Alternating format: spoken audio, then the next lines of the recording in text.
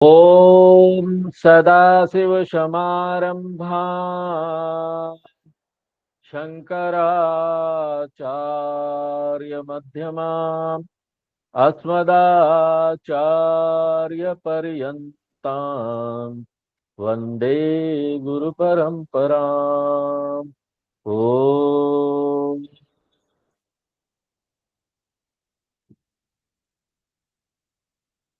शांति पाठ पढ़ेंगे। ओम सहनाववतु ओम सहना भवतु। सहनौ भुनक्तु सहनौ भुनक्तु। सह वीर्यं करवावहै सह वीर्यं करवावहै। तेजस्विनावधीतमस्तु मा विद्विषावहै। तेजस्विनावधीतमस्तु मा विद्विषावहै। ओम शांति शांति शांति। ओम शांति शांति शांति शांति शांति। शांति। 6 नंबर मंत्र पढ़ेंगे। व्हाट्सएप पर है, ग्रुप में भी डाला हुआ। न सांपराय प्रतिभाति बालम न सांप्राय प्रतिभाति बालम्। प्रमादयन्तं वित्तमोहेन मूढम् प्रमादयन्तं वित्तमोहेन मूढम्। अयं लोको नास्ति पर इति मानी। अयं लोको नास्ति पर इति मानि। पुनः पुनर्वसमापद्यते मे। पुनः पुनर्वशमापद्यते मे। 13वें मंत्र तक, इस भाग के 13वें मंत्र तक यम धर्मराज जी वेदांतिक स्टूडेंट जो वेदांत की पढ़ाई कर रहा है, संस्कृत में शिष्य बोले, उसकी महानता का गुणगान कर रहे हैं। उसके बाद वेदांतिक टीचर जो इसको पढ़ा रहा है, जो गुरु है, उसकी महानता का गुणगान कर रहे हैं। और ये जो वेदांत की शिक्षा है, इसकी महानता का भी गुणगान कर रहे हैं। सबसे पहले वो किसका गुणगान करते हैं? कौन सबसे ज्यादा महत्वपूर्ण है? वेदांतिक स्टूडेंट, वेदांत का शिष्य। और कैसे उसका गुणगान कर रहे हैं? उसके विवेक शक्ति को सराह कर। किस तरह से ये व्यक्ति, इसने एक ऐसा जीवन चुना है, महान जीवन, his best goal of the life, जिसलिए हमने मनुष्य जन्म लिया। हमारा गोल क्या है, हमारा लक्ष्य क्या है, उसको उसने चुना। और ये जो सबसे महान लक्ष्य है, जो करने लायक है इस संसार में, वो क्या है? श्रेय। तो यम धर्मराज जी का बोलना है कि जिसने श्रेय को चुना, जो श्रेयोर्थी है, वो विवेकी व्यक्ति है। उसने प्रेयस का जो सीमा है इस संसार में, उसको समझ लिया है। उसको मालूम है कि ये सारे जो प्रेयस वाले लक्ष्य है ना, वो फिनाइट है, सीमित है। और उसने इसको रिजेक्ट कर, और उसने चुना किसको? श्रेयस को। मैं तो श्रेयस चुनूंगा, आई रिजेक्ट इट, मुझे नहीं चाहिए। यहां पर बहुत कम लोग हैं, बहुत कम लोग हैं जो ऐसा राइट चॉइस करते हैं, सही चुनाव करते हैं। ज्यादातर लोग भौतिकवादी जीवन जीना चाहते हैं, उनको वही अच्छा लगता है, और वो प्रेयस में डूबे हुए हैं जो उनको प्रिय लगता है। यम धर्मराज जी जो साधक है श्रेय मार्ग का, उसका गुणगान कर रहे हैं। किस प्रकार से? ये जो प्रेम मार्ग के लोग हैं ना, उसकी निंदा करके, क्योंकि कॉन्ट्रास्ट दिख जाता है ना, वो निंदनीय है। हाँ? तो कौन महान है? जो उसको नहीं चुनता, जो श्रेय का मार्ग चुनता है, प्रेय का नहीं।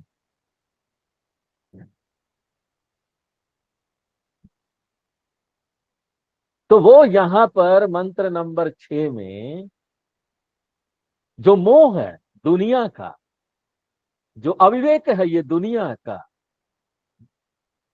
पूरी दुनिया प्रेय और थी है, प्रेय चुनते हैं,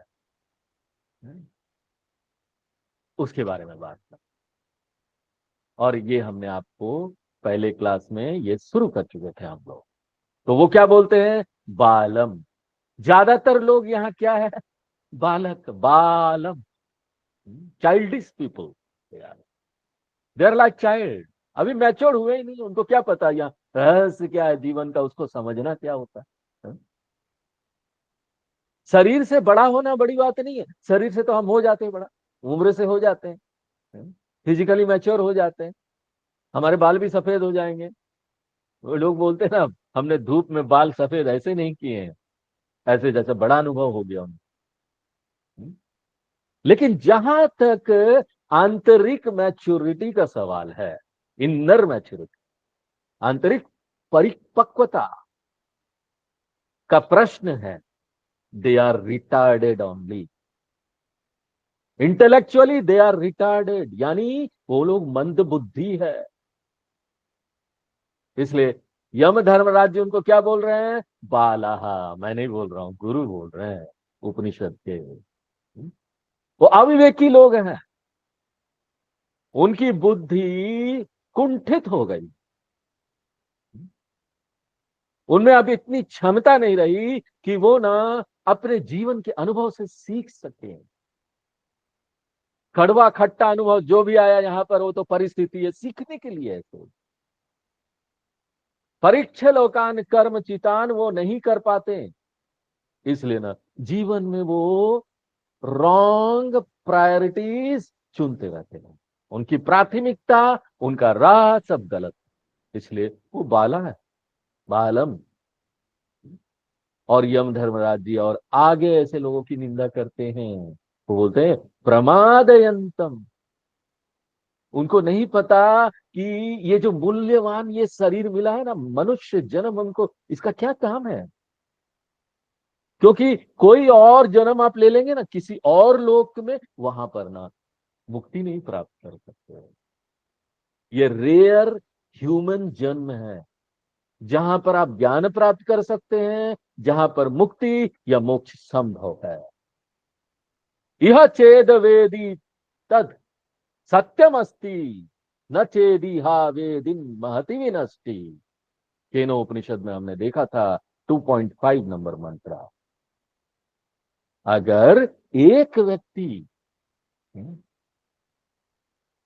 इस मनुष्य जीवन में भोग में सिर्फ लगा रहता है और यहां पर अपने जीवन को नष्ट वो कर देता,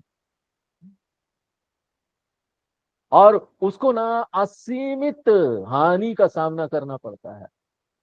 इसलिए हमको ये मनुष्य जीवन का ना मूल्य पता होना चाहिए। और उसमें से भी देखिए, जीवन का जो पहला भाग है ना, वो तो ऐसे ही चला जाता है। और जीवन क्यों? क्योंकि ना उस समय हम सीख रहे होते हैं, युवा होते हैं, इधर उधर ध्यान भटकता है, हाँ? पैसे कमाओ, घर चलाओ, सब चलता है। और जीवन का जो अंतिम भाग है ना, शरीर कैसे ठीक रखे, प्रोजेक्ट शरीर चलता है, हाँ? क्यों बूढ़े हो जाते हैं, ज्यादातर समय शरीर में कुछ होता है तो उसी को मैनेज करना ही हमारे लिए परेशानी वाली बात होती है। तो पहला भाग ऐसे गया, अंतिम भाग ऐसे ही गया। थोड़ा सा बीच का भाग हमको मिलता है जीवन का, जहां पर हम परिपक्व हो सकते हैं। अगर हम उसमें भी लापरवाह हो जाए, नेग्लिजेंट हो जाए, उस समय भी ऐसा हो जाए, तो ना ये हमारे फुलिशनेस को दिखाती है। ऐसे व्यक्ति, ऐसा जो व्यक्ति है, जीवन ऐसा जो जीता है, हैं, वो बुद्धुमान है, बुद्धिमान नहीं, बुद्धू है। यम धर्मराज जी स्ट्रांगली क्रिटिसाइज करते हैं ऐसे लोगों को, बहुत स्ट्रांग शब्दों का उपयोग उपनिषद में यहां हुआ है। बोलते प्रमादयंतम, इसका क्या अर्थ हुआ? केयरलेस, लापरवाह है ऐसे लोग। भगवान ने उनको एक रेयर गिफ्ट दिया है, ये विलक्षण उपहार दिया है, मनुष्य शरीर। लापरवाही नहीं करना चाहिए उनको, नहीं तो वो अपना टाइम और फैकल्टी, जो ये शरीर मिला ना, दोनों ही वेस्ट कर रहे हैं। प्रमाद यंतम, प्रमाद यानी नेग्लिजेंस, लापरवाह। प्रमाद यंतम यानी वो लापरवाह व्यक्ति। और क्यों वो लोग लापरवाह होते हैं, क्यों अपना जीवन अच्छी प्रकार से वो लोग नहीं उपयोग कर पाते हैं? ये इसलिए कि वित्त मोहेन मूढ़म, क्योंकि वो ना गुम हो गए संसार में, धन और संपत्ति कमा, उनको लगता है इसी से सब कुछ नहीं, वो गुम हो गए। क्योंकि पैसा तो देता है यहां पर बहुत सुविधा, बहुत सारी चीजें हमको प्रदान कर देता है, कंफर्ट देता है, मनोरंजन यहां पर प्रदान कर देता है। इनफैक्ट ये जो धन है ना, वो प्रतीक है तीन पुरुषार्थ का। और तीन पुरुषार्थ क्या है? धर्म, अर्थ, काम। यहां पर आप ये सारी चीजें खरीद सकते हैं पैसा से। इसलिए ऐसे लोग ना मोह में पड़े हुए हैं, और मोह के कारण ये संपत्ति, धन, इसको ही सब कुछ समझते हैं। मूढ़म, ऐसे लोग मूढ़ हो गए हैं, वो इसमें बह गए हैं ऐसे जीवन में। उनके पास समय नहीं है कि वो रुके, थोड़ा देखे उपनिषद में क्या बोला जा रहा है, थोड़ा सोचे क्या करना चाहिए हमको, क्या करना सही है। मंडे से Saturday I am busy busy busy, और संडे को मैं और ज्यादा बिजी रहता हूं। क्यों? क्योंकि मंडे से सैटरडे जब हम नहीं कर पाए, संडे को वो करते हैं। कपड़ा धोना बचा हुआ है, किचन ठीक करना है, बाकी सारे और पेंडिंग काम है वो सब करने हैं, संडे भी बिजी। और फिर पता चलता है शाम हो गया, दूसरा दिन फिर मंडे आ गया। और अब तो इंटरनेट है, ईमेल है, व्हाट्सएप है, फोन है। अब नॉन वर्किंग डे भी ना नॉन वर्किंग नहीं रहा, वो वर्किंग हो गया। तो यहां पर सब व्यवहार करते हैं, हर समय बिजी बिजी बिजी बिजी। और अचानक एक दिन डॉक्टर बोलता है, भाई साहब आपका ना हेल्थ खराब हो गया है, आपको ये बीमारी हो गई। अचानक डॉक्टर बोलता है। इसलिए वित्त मोहे न मूढ़म, इसलिए अयम लोक न पर इतिमानी। वो ऐसा विश्वास करता है ना इस दुनिया में, हम्म, कि ना यही है सब, यही जन्म है। उसका विश्वास पुनर्जन्म या अगले जन्म में नहीं है। वो भविष्य में विश्वास नहीं रखता कि आगे भी जीवन आने वाला है। वो पुण्य में विश्वास नहीं रखता, वो पाप में विश्वास नहीं रखता। ऑफ कोर्स अगर ये सब में विश्वास नहीं है, तो मुक्ति में भी विश्वास नहीं, मोक्ष में भी विश्वास नहीं है। बात इतनी सी है कि वो इन चार पुरुषार्थ में जो शास्त्र बताते उस पर विश्वास नहीं रखता। उसकी दृष्टि में दो ही पुरुषार्थ है, अर्थ और काम। इसलिए अयम लोकः, इसको बोलते हैं चार वाक दर्शन। चार वाक दर्शन क्या है? मेटेरियलिस्टिक अप्रोच, जीवन में भौतिकवादी दृष्टिकोण रखना। यही कि ये जो दिखने वाली दुनिया है ना, यही बस कुछ है, यही सब कुछ है और कुछ नहीं है। और बड़े गर्व से वो क्लेम भी करता है कि मैं रैशनलिस्ट हूं। You know, I believe in science, I am rationalist, तर्कशील व्यक्ति हूं, मैं एक साइंटिस्ट, वैज्ञानिक हूं। इसलिए ये सब ना, they are all cock and bull story, joke है। ये सब बात पर मैं विश्वास नहीं करता, इति मानी।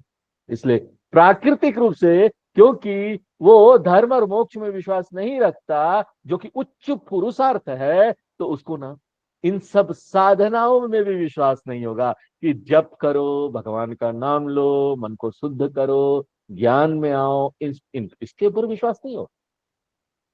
जब वो लक्ष्य पर विश्वास नहीं रखता कि धर्म और मोक्ष भी कोई लक्ष्य है, तो वो उसको प्राप्त करने के लिए जो साधन है, जो मार्ग है, उस पर कैसे विश्वास रखेगा? जो जीवन शैली है उस पर कैसे विश्वास रखेगा? जो साधना बताई गई है वेदों में उस पर कैसे विश्वास रखेगा? ये जो वैदिक साधना है वो इसको स्वीकार नहीं करता। जो वैदिक अनुशासन है ये सब किस लिए है? वैदिक अनुशासन धर्म और मोक्ष पुरुषार्थ के लिए। वो इन साधन को स्वीकार ही नहीं करता। क्यों? क्योंकि उसको साध्यम, जो लक्ष्य है, जो गोल है, उसी पर विश्वास नहीं है। अगर हम लक्ष्य पर विश्वास नहीं रखेंगे तो how I am going to accept the means? I do not value the goal. Goal कोई वैल्यू नहीं देता है, क्या मोक्ष है, क्या धर्म। और ये सारे जो वैदिक साधन हैं इन्हीं को बोला जा रहा है सांपरायः। सांपरायः यानी वैदिक साधनानी, वैदिक जीवन शैली, वैदिक अनुशासन, वैदिक कर्म कांड, वैदिक प्रार्थना, ये सब वो स्वीकार नहीं करता। बोलता ये सब है ही नहीं, बेकार है।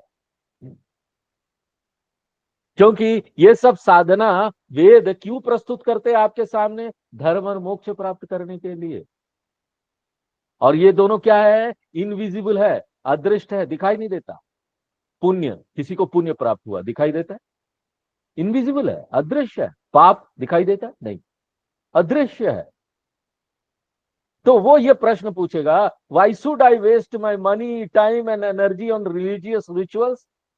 कर्म कांड में मैं अपना पैसा, समय और एनर्जी क्यों खर्चा करूं, ऊर्जा?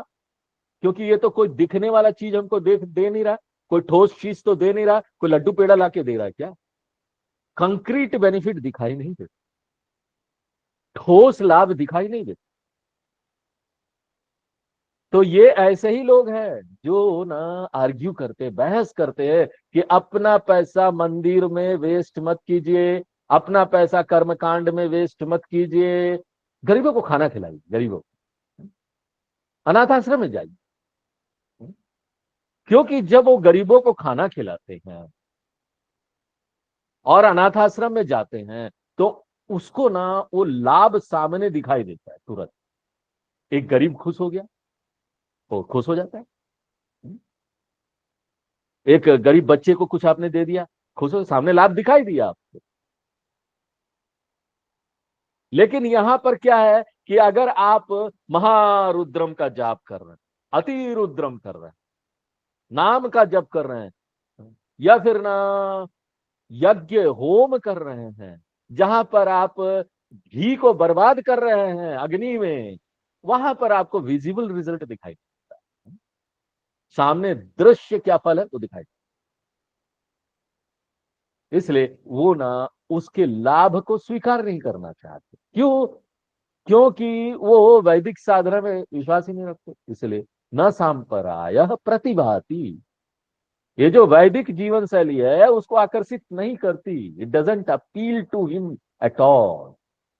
इसलिए what is there for them? क्या होने वाला है उनका?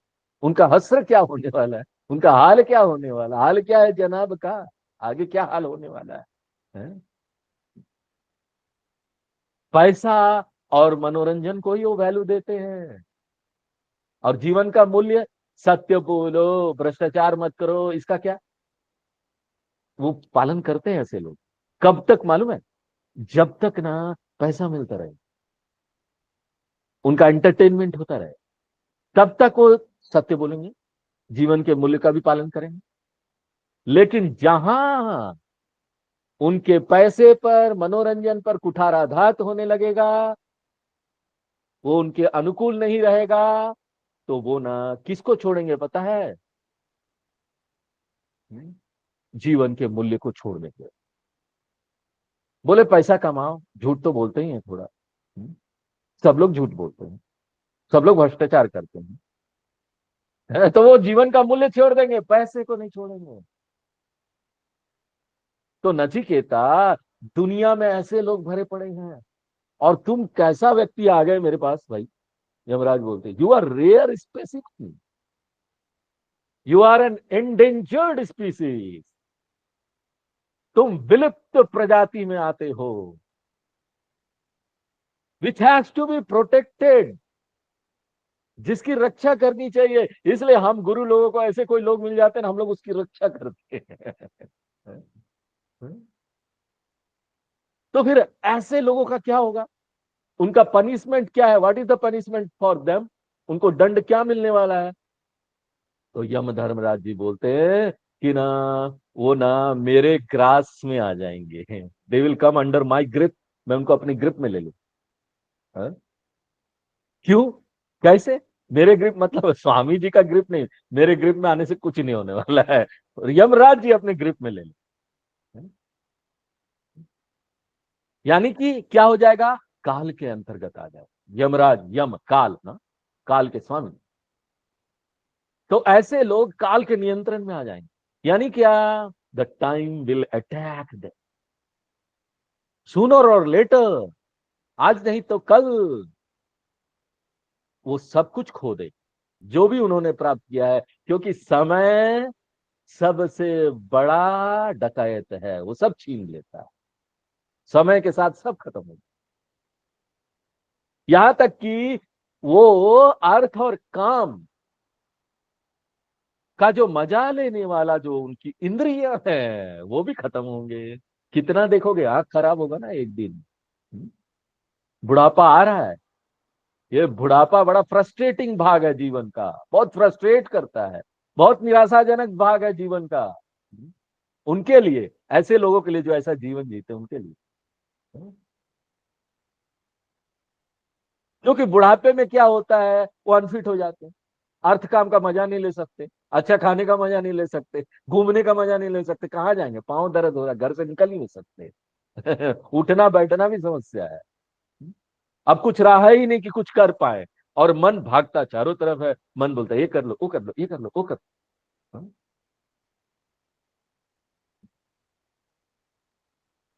अब यहां पर नॉर्मल बात रही नहीं। अब कुछ ऐसा है ही नहीं जो हम कर पाए अच्छा कुछ। इसलिए जीवन कैसा बन जाता है? मिजरेबल, घोर निराशावादी जीवन हो जाता है। और ऐसे समय में हम किसी के साथ शेयर भी नहीं कर सकते। क्यों? दूसरे लोगों को ना समय नहीं है आपके लिए। एक बूढ़े व्यक्ति के लिए घर में बाकी लोगों को ना, बाकी लोग उसको समय नहीं देते। वो बिजी है ना अपने काम में, सुबह नौकरी जाना, शाम को आना, शाम को उनको भी एंटरटेनमेंट करना है। कहाँ समय है पैसे कमाने हैं? एक बूढ़े व्यक्ति के लिए लोगों के पास समय नहीं है। इसलिए वो बेचारा बूढ़ा आराम से एक चेयर में बैठा हुआ रहता है, चिंता करते रहता है। किम हम साधु ना करवम। उपनिषद जो है ना, वो बड़े ग्राफिकली, दृश्यात्मक तरीके से इसका वर्णन करते हैं, इस परिस्थिति का वर्णन, कि किस तरह से एक जो बूढ़ा व्यक्ति है ना, मेंटल एगोनी से गुजरता है, मानसिक पीड़ा सहता है। वो बोलता है हमने अच्छा जीवन नहीं जिया। किम हम साधु ना करवम, किम हम पापम कर्वमिति स य एवं विद्वानेते आत्मानम स्पृणुते। तैत्तिरीय उपनिषद का मंत्र है ये। उपनिषद में आता है, वो डिस्क्राइब करते हैं ना, ग्राफिकली डिस्क्राइब करते हैं अच्छी तरीके से। क्यों मैंने ये सब काम नहीं किया, क्यों मैंने वो काम नहीं किया, ये सारा रिग्रेट करते रहते हो। उस चेयर में बैठकर पछताते रहते हैं। हर तरह का हीन भावना मन में होता है कि मुझे ये कर लेना चाहिए था, वो कर लेना चाहिए था। All kind of complexes will come. वो हर समय रहेगा और हम कुछ नहीं कर पाएंगे, जो करना चाहते हो नहीं कर पाए। तो यम धर्मराज जी बोलते हैं कि यही तरीके से मैं ना लोगों को अपने पास में फंसा लेता हूं। ये मेरा तरीका है जेल में डालने का। एक व्यक्ति को जेल में डाल दिया, ये जेल में ही डालना हुआ ना। बूढ़ा व्यक्ति कुछ नहीं कर पा रहा, बैठा हुआ है एक जगह। सोचने पर मजबूर, क्या है जीवन, ये जीवन क्या है, मैंने क्या जिया। ज्यादातर लोग ना बुढ़ापे में फिलोसोफर हो जाते हैं, दार्शनिक हो जाते हैं। इसलिए यम धर्मराज जी ना वार्निंग देते हैं, आई वार्न यू। ऐसे लोगों को मैं वार्निंग दे रहा हूं। ते में वशम आपद्यते, ऐसे लोग मेरे वश में आ जाएंगे, मेरे होल्ड में आ जाएंगे, यानी बुढ़ापे और मृत्यु के पास में फंस जाएंगे, जरा और मरणम के पास में आ जाएंगे। और क्या मृत्यु हमको परमानेंट फ्रीडम देगी? परमानेंट स्वतंत्रता हमको मृत्यु से मिलेगा? कि हम मर जाते हैं, चलो कई लोग होते हैं ना, डिप्रेशन में चले जाते हैं तो सुसाइड तक कर, वो सोचते हैं इससे हमारा समस्या खत्म हो जाएगा। हैं? अरे भैया, आत्महत्या से समस्या खत्म नहीं होने वाली। हैं? क्योंकि यम धर्मराज जी बोलते हैं, ऐसे लोग ना बार बार मरेंगे, और बार बार कब मर सकते हैं, जब बार बार जन्म होगा। इसलिए यम धर्मराज जी रिमाइंड कराते हैं हमको पुनः पुनः, वो कई बार मरे। शंकराचार्य जी भज गोविंदम में बोलते हैं, पुनरपि जननम पुनरपि मरणम पुनरपि जननी जठरे शयनम, इहि संसारे बहु दुस्तारे कृपया पारे पाहि मुरारे। Very very rare people come to Murari, no one comes, कोई आता नहीं है इस लाइन में। हाँ, बहुत रेयर लोग, बहुत कम लोग। चलिए आगे 7वां मंत्र हम लोग। श्रवणायापि बहुभिः श्रवणायापि बहुभिः यो न लभ्यः यो न लभ्यः शृण्वन्तोऽपि बहवः शृण्वन्तोऽपि बहवः यं न विदयुः यं न विदयुः आश्चर्यो वक्ता आश्चर्यो वक्ता कुशलोऽस्य लब्धा कुशलोऽस्य लब्धा आश्चर्यो ज्ञाता आश्चर्यो ज्ञाता कुशलानुशिष्टः कुशलानुशिष्टः।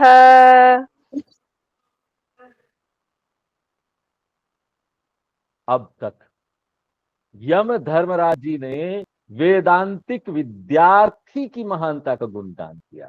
हाँ? कैसे किया? तुलना करके। ऐसे लोग जो वेदांतिक विद्यार्थी नहीं है, भोग में लगे हुए हैं, उनसे तुलना करके। तो ये था क्या? शिष्य का स्तुति। यम धर्मराज जी ने शिष्य की महानता का गुणगान किया, ये टॉपिक। अब इस मंत्र से यम धर्मराज जी इस टीचिंग की महानता का गुणगान कर रहे हैं। ये जो ज्ञान है, ये जो शिक्षा है, वेदांतिक शिक्षा, इसकी महानता का गुणगान कर रहे हैं। ये बताकर कि ये कितना रेयर है, कितना रेयर टीचिंग है ये। वेदांत श्रवणम बहुत रेयर है, बहुत कम लोग इसको सुन पाते हैं। ये सबको आसानी से उपलब्ध नहीं होता, बहुत पुण्य चाहिए। क्यों बोलते हैं कि वेदांत श्रवणम रेयर है? देखिए, सबसे पहले तो बहुत कम लोग होते हैं जो इसमें दिलचस्पी रखते हैं, क्योंकि वेदांत श्रवणम में आने के लिए एक व्यक्ति को ग्रेजुएट होना पड़ेगा, कई स्तरों से गुजरना पड़ेगा। Several level are there. The पहला चीज क्या है? 4 पुरुषार्थ जो है, धर्म अर्थ काम मोक्ष, ज्यादातर लोग ना अर्थ काम में दिलचस्पी रखते हैं। तो उसमें से क्या हुआ? 70% गौण। 70% लोग को पैसा चाहिए, अर्थ काम चाहिए। They are busy making money, पैसा बना रहे हैं। और उसमें से भी 100% में 70% गए, 30% बचे। 30% में भी 20% वो लोग ये जानते हैं कि पैसा ही जीवन नहीं है, धन ही जीवन नहीं, जीवन में और भी बहुत कुछ है। इसलिए वो क्या करते हैं? धर्म मार्ग का पालन करते हैं, भक्ति करते हैं, पूजा करते हैं, जप करते हैं, ये सब करते हैं। तो ये 20% भी गए क्योंकि वो धर्म में।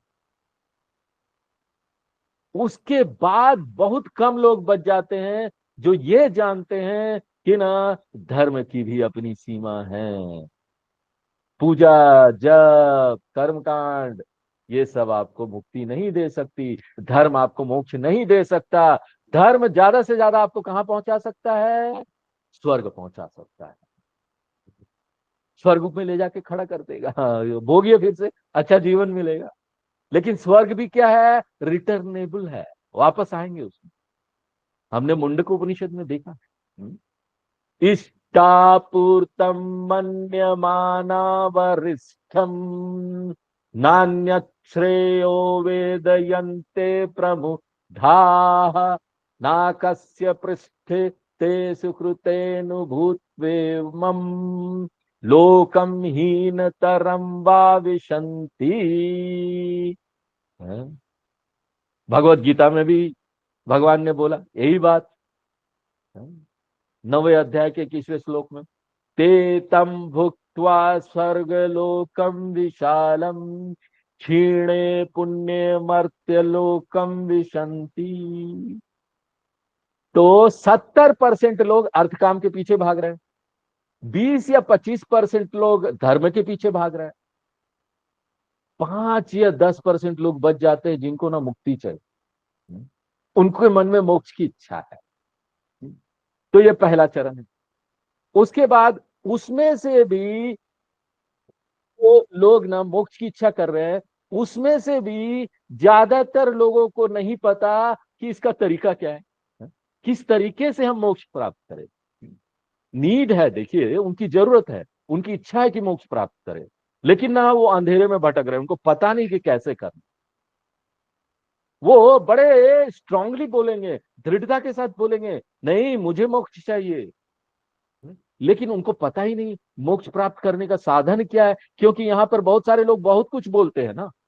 यहाँ आप जब धर्म में आएंगे, इस रास्ते में आएंगे, तो बहुत सारे पंथ आश्रम मिलेंगे।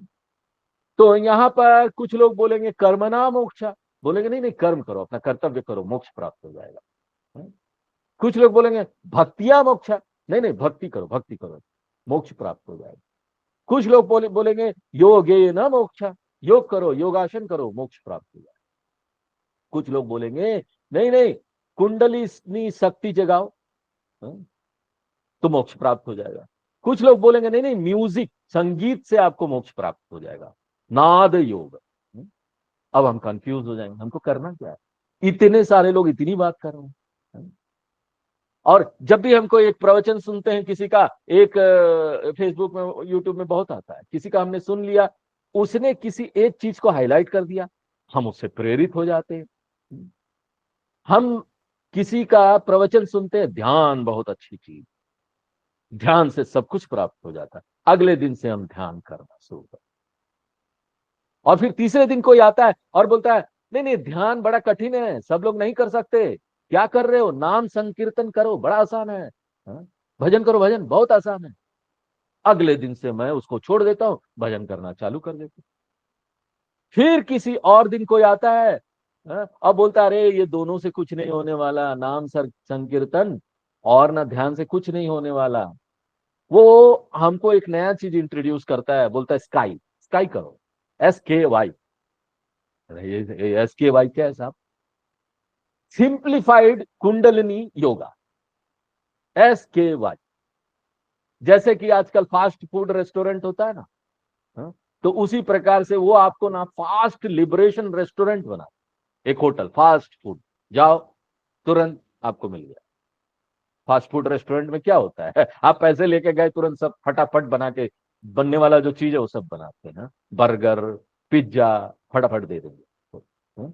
उस प्रकार से क्या मुक्ति है, SKY सिंप्लीफाइड कुंडलिनी योगा। अब हम कंफ्यूज हो जाते हैं, इतने लोग इतनी बात कर रहे हैं, क्या चीज का पालन हम करें, which one should I follow. तो इसमें से भी देखिए, जिन लोगों को मोक्ष की इच्छा है ना, बहुत कम लोग इस बात को जानते हैं कि ना ज्ञान से मुक्ति प्राप्त होगी, आत्मज्ञान से, एकमात्र आत्मज्ञान can liberate me and nothing else. इसलिए अगर मुझे मोक्ष प्राप्त करना है, मोक्ष की इच्छा है, तो मुझे ना ज्ञान की इच्छा होनी चाहिए। तो ये जो मोक्ष की इच्छा है ना, it should be converted into ज्ञान इच्छा। और ये जो कन्वर्सन है बहुत बड़ा है, ऐसे नहीं होता। This is a very very big conversion. हमारे जीवन में ये जो परिवर्तन आता है ना, कि मोक्ष इच्छा कन्वर्टेड टू ज्ञान इच्छा, क्योंकि डायग्नोसिस इज ओवर। ट्रीटमेंट अब हम ले सकते। देखिए, अगर किसी बीमारी का डायग्नोसिस हो गया ना, तो समझ लीजिए ना 50% तो वो बीमारी ठीक हो गई, क्योंकि हमको समझ में आ गया क्या समस्या है, कैसे ठीक होगा। तो मोक्ष इच्छा टू ज्ञान इच्छा। अब अगला समस्या क्या है? देखिए, हमको मालूम है कि सेल्फ नॉलेज, आत्मज्ञान से मोक्ष प्राप्त होगी, लेकिन अब तीसरे चरण में हमको ये नहीं मालूम कि हमको उसको प्राप्त कैसे करें। बहुत लोग जानते हैं आत्मज्ञान चाहिए, है ना? बहुत लोग ये करना चाहते हैं, और उसके बाद फिर यहां पर कई लोग आपके सामने आएंगे, वो अलग अलग तरीका बताएंगे। कुछ लोग आपको बोलेंगे कर्तव्य करते रहो, ज्ञान अपने आप आ जाएगा। Go on doing your duty, knowledge will dawn. Knowledge अपने आप तुम्हारे भीतर आ। कुछ लोग बोलेंगे साइलेंस हो, साइलेंस, अपने माइंड को साइलेंस कर लो, नॉलेज विल डॉन, ज्ञान अपने आप। कुछ लोग बोलेंगे नहीं नहीं, ज्ञानी के पास चले जाओ, अगर वो उसके दर्शन हो गए, उसने आपको देख लिया ना, मोक्ष प्राप्त। कुछ लोग बोलेंगे नहीं नहीं, ज्ञानी के पास जाओ, वो आपको छू देगा ना तो मोक्ष प्राप्त। ये छूने वाला जो चीज है ना, उसको बोलते स्पर्श दीक्षा। देखने वाला जो है ना, उसको बोलते दर्शन दीक्षा। तो अलग अलग लोग आपको अलग अलग तरीका बताएंगे यहां पर। तो ये जो ज्ञान की इच्छा वाले इतने साधक है ना, उसमें से भी बहुत थोड़े लोगों को ये पता होता है कि हमको ना वेदांत शास्त्र हम्म, को सुनना, हमको वेदांत शास्त्र को जानना। ये जो शास्त्र है जिसमें ये ज्ञान है, वो एक यूनिक तरीका है, एक यूनिक चीज है यहाँ ज्ञान प्राप्त करने का। शास्त्र प्रमाण एवं, ये शास्त्र ही बताते हैं हमको। और बिना अप्रोप्रिएट मीन्स के, अगर आपके पास सही मीन्स नहीं है तो ज्ञान नहीं आएगा, knowledge will not take place. कोई यही नॉलेज क्या, ये देखिए सेल्फ नॉलेज बोलते हैं ना, आत्मज्ञान ज्ञान बोलते हैं। तो कोई भी ज्ञान हो इस संसार में, फिजिक्स का ज्ञान, केमिस्ट्री का ज्ञान, कब ये पॉसिबल है? जब हम अप्रोप्रिएट मीन्स का उपयोग करें। ए knowledge is impossible unless I operate an appropriate means of knowledge. और यहां पर अप्रोप्रिएट मीन्स क्या है, हमने आपको परिचय में बताया था कितने सारे प्रमाण, और उसमें बताया था कि ना उपनिषद शास्त्र प्रमाण। इसलिए जब यहां पर ज्ञान की इच्छा होती है ना, वो कन्वर्ट होना चाहिए शास्त्र विचार में। क्योंकि कई लोग ज्ञान तो प्राप्त करना चाहते हैं, लेकिन शास्त्र को छूते नहीं, बोलते अरे ये तो किताबें, हाँ? हमको तो बैठकर हुए माई हुए माई हुए माई हुए माई करते रहना है, ज्ञान आ जाएगा। तो ऐसे लोग हैं। तो ये देखो, ये अगला progress, third stage. First two stage क्या था? मोक्ष इच्छा से ज्ञान इच्छा में आना, और ज्ञान इच्छा से फिर क्या है? शास्त्र विचार इच्छा में आना। कोई दूसरा और तरीका नहीं है, there is no other way. और उसके बाद आप फाइनल स्टेज में आए, जब हम शास्त्रों का अध्ययन करना शुरू करते हैं, इंक्वायरी करना शुरू करते हैं अपने आप से, तो क्या होते हैं? हम कंफ्यूज हो जाते हैं, ज्यादा से ज्यादा कंफ्यूज होते हैं। देखिए, अगर हम शास्त्रों को नहीं समझ पाए ना, I am lucky, I am very lucky. समझ नहीं पाए ना, कोई बात नहीं, लेकिन उससे भी खराब बात क्या होगी ना, हमने गलत समझ लिया। क्योंकि अगर शास्त्रों को गलत समझ लिया तो बहुत खराब होने वाला है ये समाज में। हमारे शास्त्र जो है वो extra ordinary method of communication का उपयोग करते हैं। क्यों? क्योंकि सब्जेक्ट मैटर भी एक्स्ट्रा ऑर्डिनरी है। ये कोई रेगुलर सब्जेक्ट मैटर नहीं है आत्मज्ञान, कि आप रेगुलर सब्जेक्ट केमिस्ट्री मैथ्स वगैरह सब पढ़ रहे हैं। हम यहाँ पर ऑब्जेक्टिव यूनिवर्स से डील नहीं कर रहे हैं, हम यह संसार के बारे में नहीं पढ़ रहे हैं, हम अपने बारे में पढ़ रहे हैं। I want to know the subject itself, who am I. तो उसको ये पहचानना पड़ेगा कि शास्त्रों को लेकर इंडिपेंडेंटली इंडिपेंडेंटली अपने आप खोज करना, उसको कहीं नहीं पहुंचाएगी। हमको असिस्टेंस चाहिए, हमको सहायता चाहिए। I need help, I need guidance, guidance of a person who know how to communicate with the help of scripture.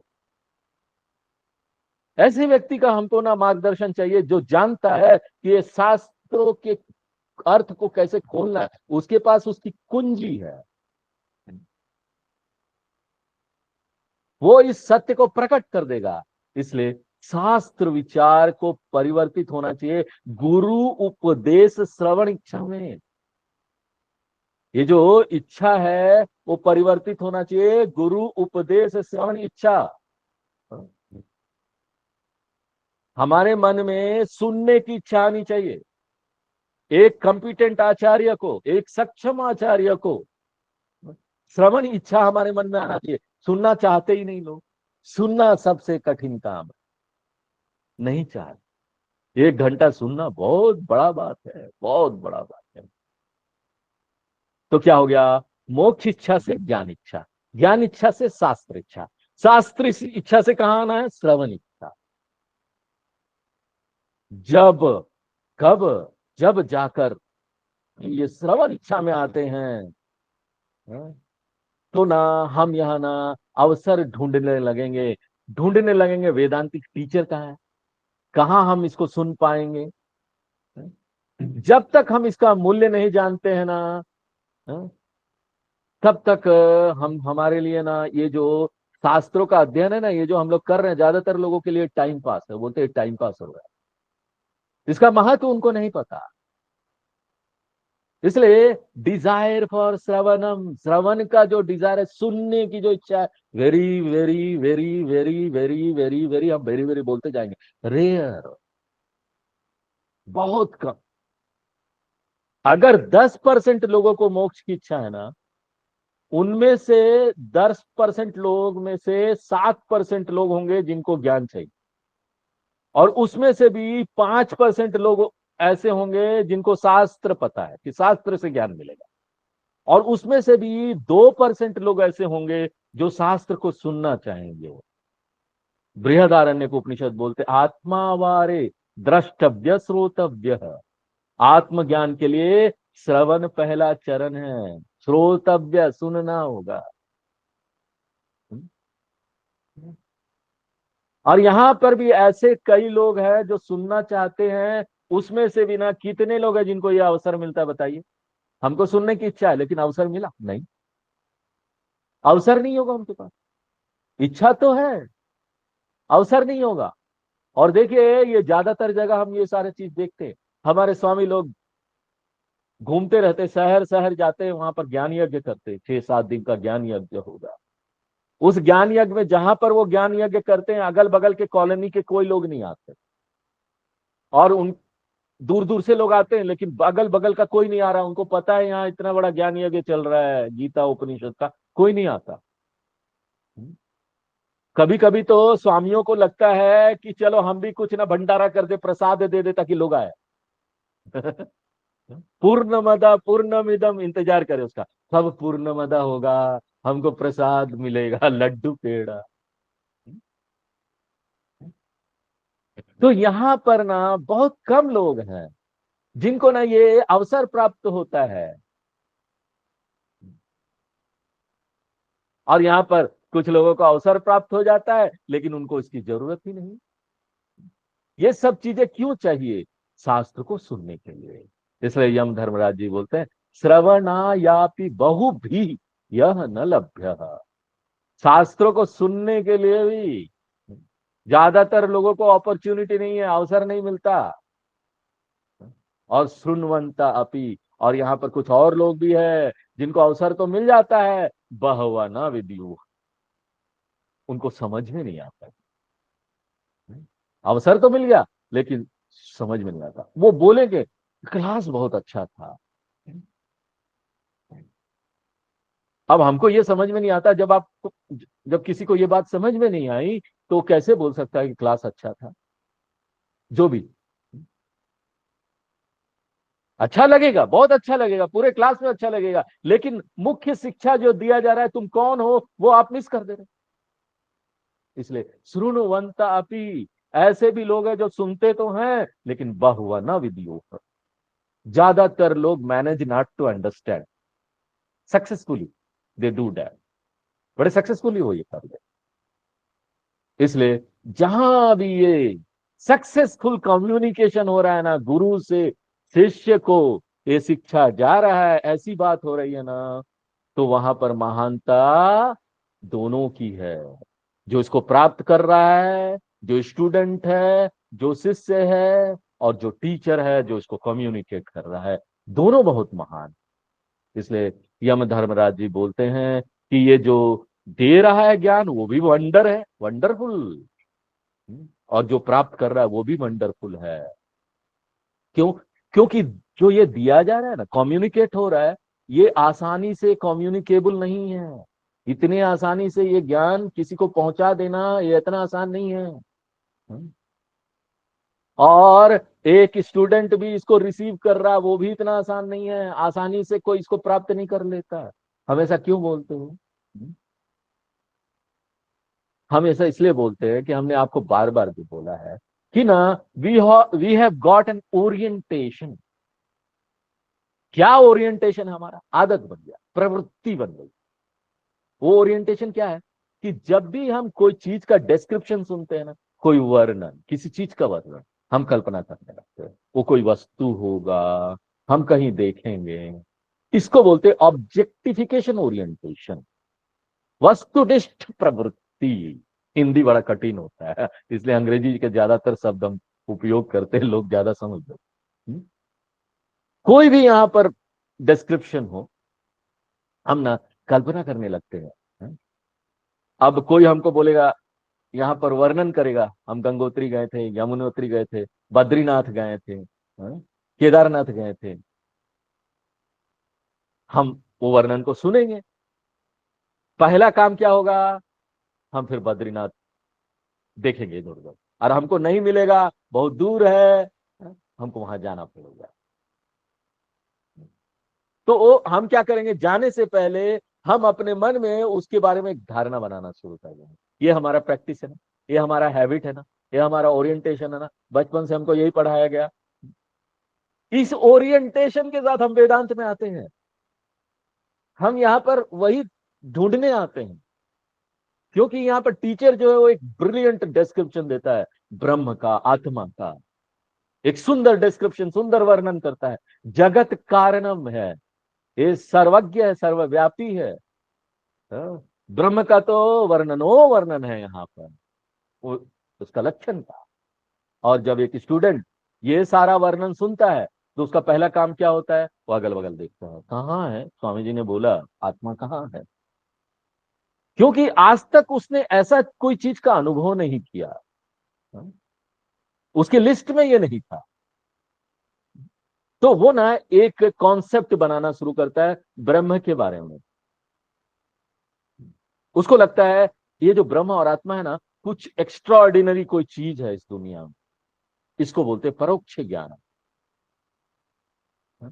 क्योंकि हमने एक कॉन्सेप्ट फॉर्म किया, हमने एक आइडिया लिया, जानकारी ली अपने मन में, वो इस टीचिंग को प्राप्त किया।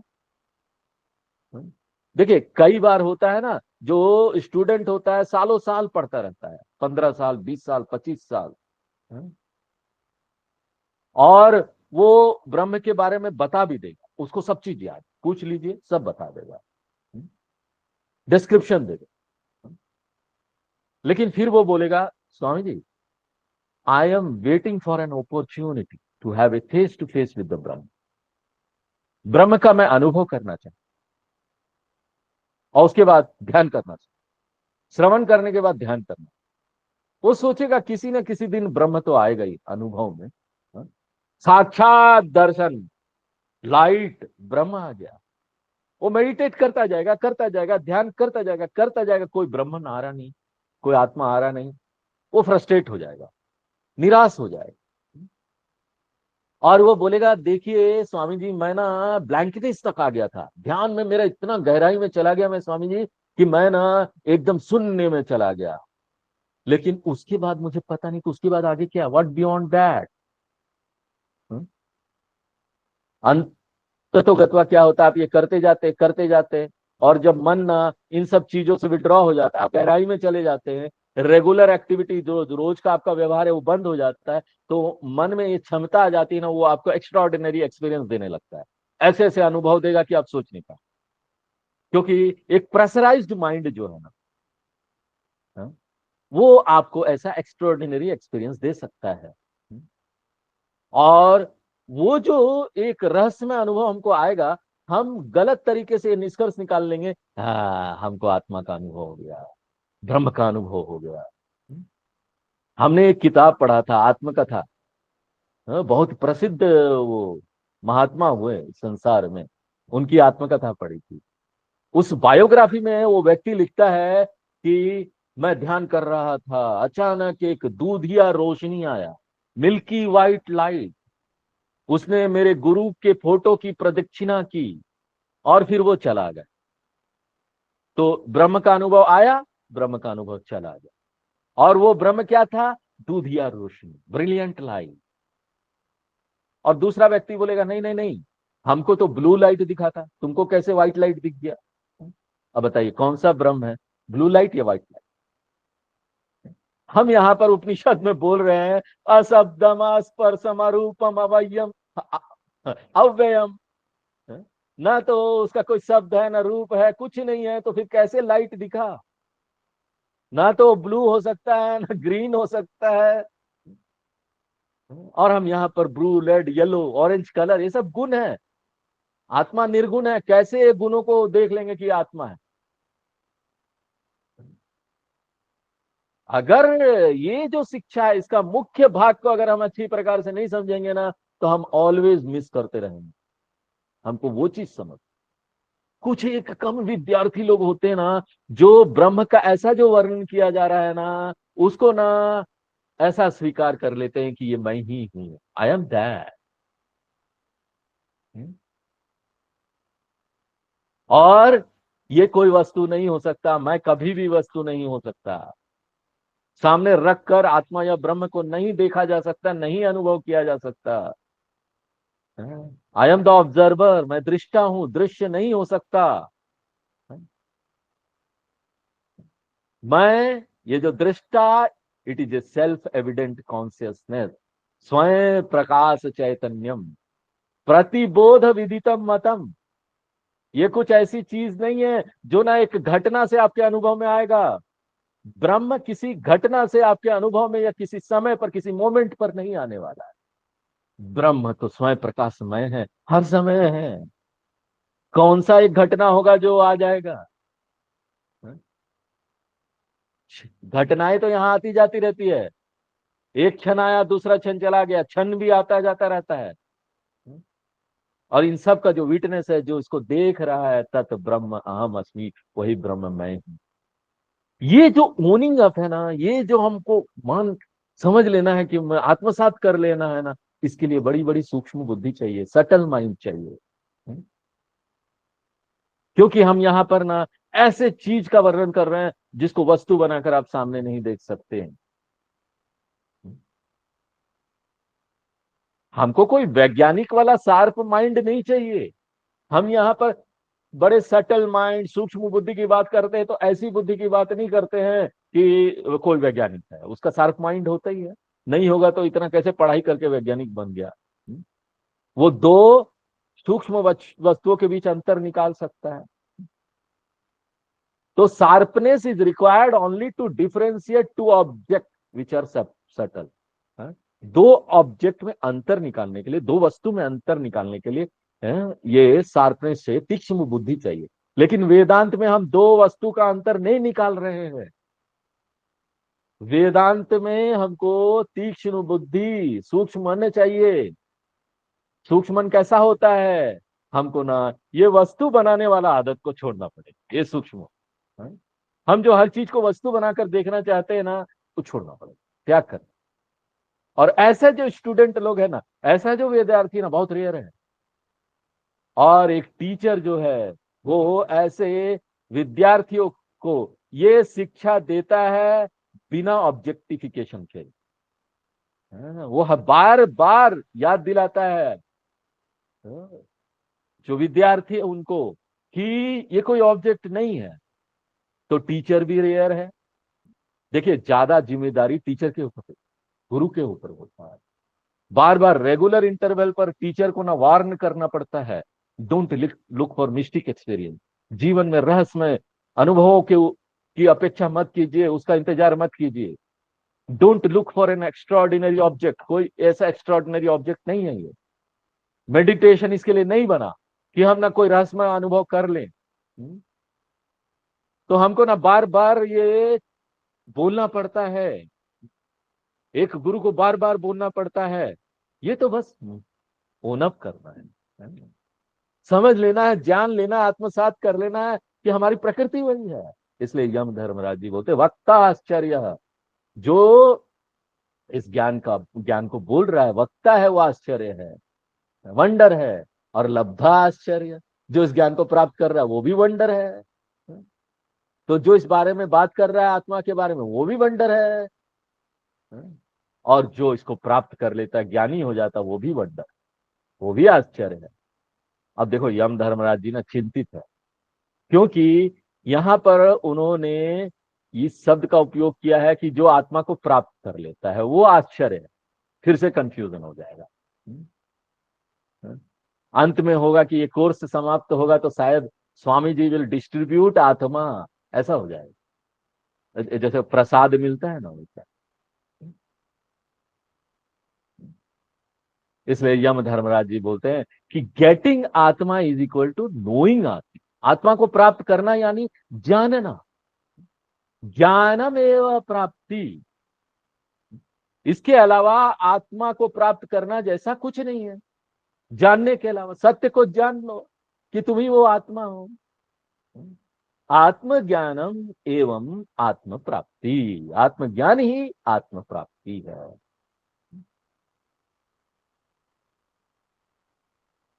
तत्वमसी, इसलिए यम धर्मराज जी बोलते हैं आश्चर्य ज्ञाता।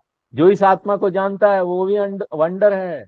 और किस तरह से जानता है? कुशलानुशिष्ट, कुशलानुशिष्ट यानी कुशला, जो कुशल व्यक्ति है, जो कॉम्पिटेंट आचार्य है, उसके द्वारा जो शिक्षा दिया जा रहा है, उससे वो जानता है। इसलिए आचार्य के ऊपर ना ट्रेमेंडस रेस्पॉन्सिबिलिटी है, बहुत जिम्मेदारी है। इसलिए उसको भी कुशला बोलते, कुशल है वो, बहुत जिम्मेदारी है। थोड़ा और 10-5 मिनट लेंगे तो 8वां मंत्र पढ़ते हैं। ना नरेण वरेण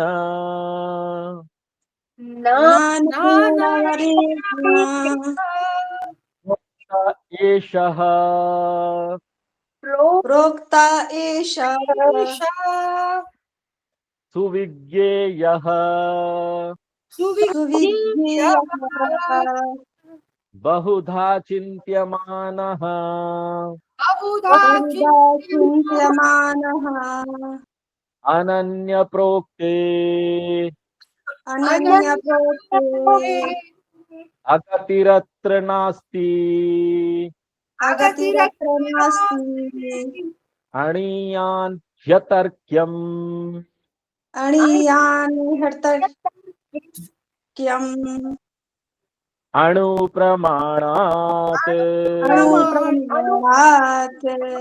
यहाँ पर आचार्य जी की महानता का गुणगान हो रहा है। Yama Dharmaraj ji is glorifying the acharya, teacher की महानता का गुणगान हो रहा है। इससे पहले वाले श्लोक में टीचिंग का गुणगान किया गया, शिक्षा का गुणगान, शिक्षा की महानता। उससे पहले स्टूडेंट की महानता का गुणगान किया गया, अब जाकर टीचर की महानता का गुणगान हो रहा है। इसलिए यम धर्मराज किसको देते हैं इंपॉर्टेंस? पहले स्टूडेंट, टीचर को सबसे, स्टूडेंट को सबसे ज्यादा इंपॉर्टेंस दिया गया, सबसे पहले उसका गुणगान किया। तो वो बोलते हैं कि आत्मज्ञान के लिए आपको एक एक्स्ट्राऑर्डिनरी आचार्य चाहिए, जो कि एक्सपर्ट है ये चीज को कम्युनिकेट करने में। जो कम्युनिकेट किया नहीं जा सकता, जो बताया नहीं जा सकता, उसको वो बता देते हैं। तो ऐसा आपको आचार्य चाहिए। क्यों? वो इसका कारण बताते हैं क्यों चाहिए। चौथे लाइन में देखिए, अणुप्रमाणात अणीयान। क्योंकि आत्मा जो है ना वो बड़ा सूक्ष्म चीज है। सामान्यतः शास्त्रों में आत्मा को मापने के लिए, तो चौथे लाइन में देखिए, आवाज पूरा सुनाई दे रहा है ना? ठीक। चौथे लाइन में देखिए, आवाज दे रहा, सुनाई? जी जी सुनाई दे रहा ओके। गुरु जी। चौथे लाइन में देखिए, अनुप्रमाणात अणीयान, क्योंकि आत्मा बड़ा सूक्ष्म चीज है। शास्त्रों में आत्मा की सूक्ष्मता को नापने के लिए या उसको क्वांटिफाई करने के लिए, है? उसमें देखते हैं कि उसमें कितना प्रॉपर्टीज है, कितना गुण है। अगर आप 5 महाभूत को लोगे ना, तो ये जो पृथ्वी है, पृथ्वी में 5 गुण है। शब्द भी है, स्पर्श भी है, रूप भी है, रस भी है, गंध। इसलिए ये ना पांचों इंद्रियों को उपलब्ध है देखने के लिए। पांचों इंद्रियों से हम पृथ्वी को समझ सकते हैं। तो पृथ्वी क्या है? सबसे स्थूल है। उसके बाद आता है जल। जल में 4 गुण हैं, शब्द, स्पर्श, रूप, रस। तो जल ना उससे कम स्थूल है। जल में गंध नहीं होता। अब आप ये मत बोलिए नहीं नहीं स्वामी, नगर निगम का जल तो बहुत महकता है। हम ना शुद्ध जल की बात कर रहे हैं। नगर निगम का जल शुद्ध नहीं होता, उसमें मिट्टी उट्टी होती। प्योर वाटर की बात कर रहे हैं। तो ये ना सिर्फ 4 इंद्रियों को उपलब्ध है। अब अग्नि में जाइए, अग्नि में 3 गुण है। और उसके बाद वायु में आइए, वायु में 2 गुण है। उसके बाद आकाश में आइए, सिर्फ 1 गुण है, शब्द गुण। आकाश में सिर्फ शब्द है। इसलिए पांचों महाभूत में से आकाश में सिर्फ 1 गुण है, इसलिए वो सबसे ज्यादा सूक्ष्म है। इसलिए देखिए, आप किसी बच्चे को आकाश के बारे में बताना चाहते हैं तो बहुत कठिन है, नहीं बता सकते। आप अगर उंगली भी दिखाएंगे ना, उधर देखो, उधर बच्चे, उधर देखो, तो बच्चा ना सब कुछ देखेगा लेकिन आकाश को नहीं देख पाएगा। It is very difficult to communicate.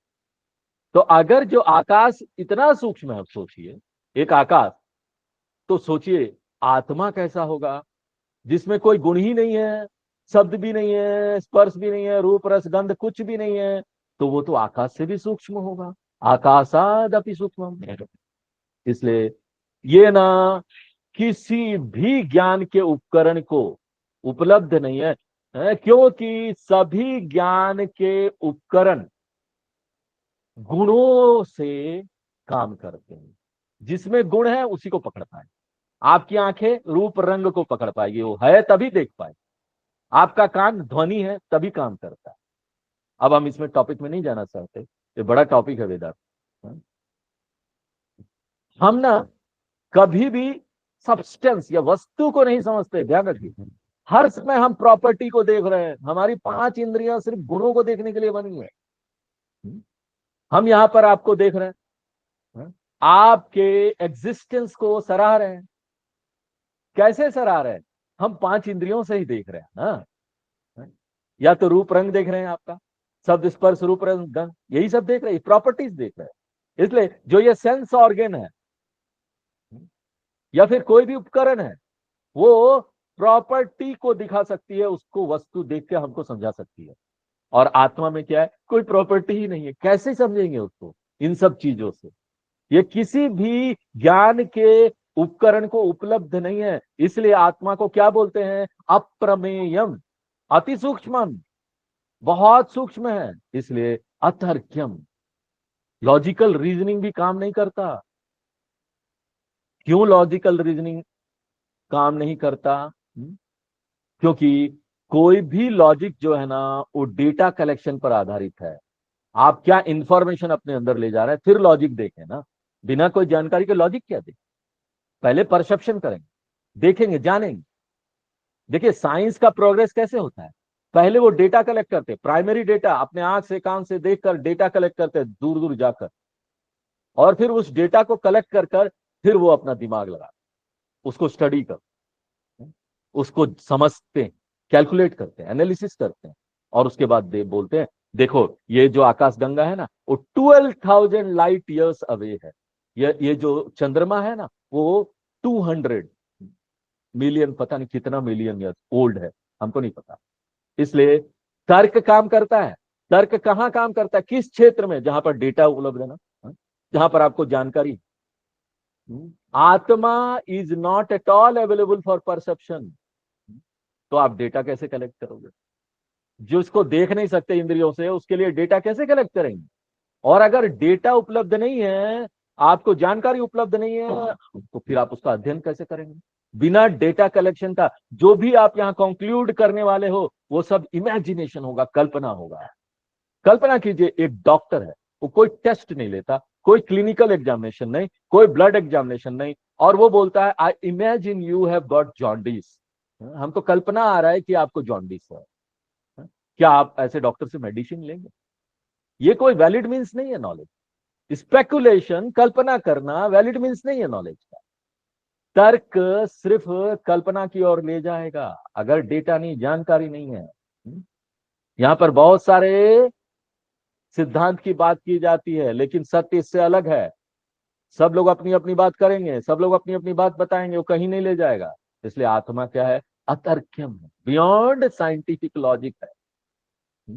इसलिए सेकंड लाइन में वापस जाइए, बहुधा चिंत्यमानः।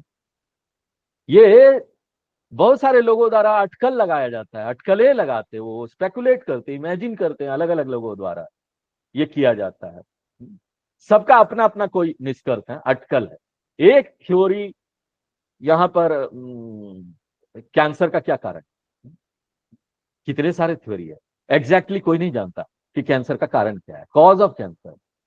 इसलिए कोई भी कुछ बोल सकता है, क्योंकि कारण ही नहीं पता। इसलिए स्पेकुलेशन तो इन्फिनाइट हो सकता है ना, कल्पना तो कई सारे हो सकते हैं, असीमित। तो यहां पर तो लोग अटकलें लगाते हैं, आत्मा है कि नहीं उसके ही बारे, वेरी एग्जिस्टेंस ऑफ आत्मा, उसके बारे में स्पेकुलेशन करते हैं, अटकल लगाते हैं। यहां पर कई सारे फिलोसोफर हैं, दार्शनिक है, वो क्लेम करते हैं आत्मा क्या है? सिर्फ शरीर मन। ये जो शरीर मन दिख रहा है वो आत्मा, शरीर और मन के अलावा कोई आत्मा नहीं है जी, ये वो ऐसा बोलते हैं। तो बेसिक डाउट क्या है? Basic doubt very existence of आत्मा, वो है कि नहीं, उसके लिए इतना स्पेकुलेशन हो रहा है, अटकल लगाए जा रहे हैं। यहाँ पर लोग हैं जो इसको स्वीकार करते हैं कि आत्मा है, शरीर और मन से अलग आत्मा है, लेकिन उसके नेचर को लेकर कंफ्यूजन है। कोई लोग बोलेंगे आत्मा ना एटॉमिक साइज का है ना, एटॉमिक अणु के साइज का। कोई लोग बोलेगा आत्मा सर्वत्र व्याप्त। कोई लोग बोलेगा आत्मा ना शरीर के साइज का है, तो अगर वो हाथी है तो आत्मा बड़ा हो, और चींटी है तो आत्मा छोटा हो, और यहां पर हम है तो मीडियम साइज आत्मा भी होगा। और जब हमारा वेट बढ़ जाएगा, एक्सपांड हो जाएंगे, तो आत्मा भी बढ़ेगा, और जब हम स्लिम हो जाएंगे तो आत्मा भी स्लिम होगा। तो यहां पर बहुत कंफ्यूजन है, number of confusion are there regarding आत्मा।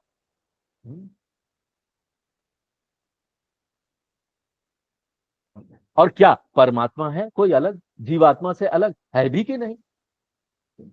क्या आत्मा जड़ है, जड़ सत्ता है, या चेतन है? एक दर्शन है, न्याय वैशेषिका दर्शन,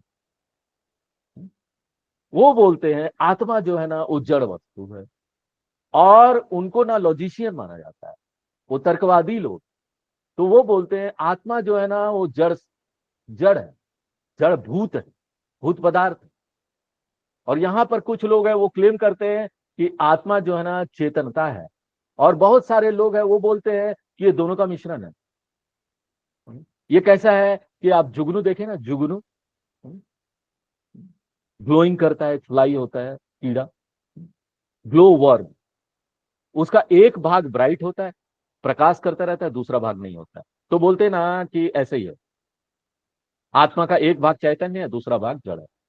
तो कंफ्यूजन कंफ्यूजन कंफ्यूजन हो कंफ्यूज, ऑलरेडी ऑलरेडी मैं कंफ्यूज हूं। इसलिए यम धर्मराज जी बोलते बहुधा चिंत्यमान आत्मा is variously speculated by various philosophers. बहुत सारे दार्शनिक लोग बहुत अलग अलग तरीके की बातें बताते हैं, इसलिए देयरफॉर न सुविज्ञेय, कभी भी स्पष्ट रूप से, दृढ़ रूप से, असंशय रूप से आत्मसात नहीं हो पाता, जब तक कि हमारे सामने कोई सक्षम आचार्य नहीं है जो हमको ये बता रहे हैं। जब तक आचार्य नहीं है, हाँ? और आचार्य भी कैसे होने चाहिए? कॉम्पिटेंट आचार्य, सक्षम आचार्य होने चाहिए। इसलिए यम धर्मराज जी बोलते हैं कि जो असक्षम आचार्य है ना वो इसको कम्युनिकेट नहीं कर पाए। Incompetent Acharya can not communicate this. आज हम लोग यहीं पर विराम देते हैं, आगे ओम पूर्णमदः पूर्णमिदं पूर्णात् पूर्णमुदच्यते पूर्णस्य पूर्णमादाय पूर्णमेवावशिष्यते। ओम शांति शांति शांति।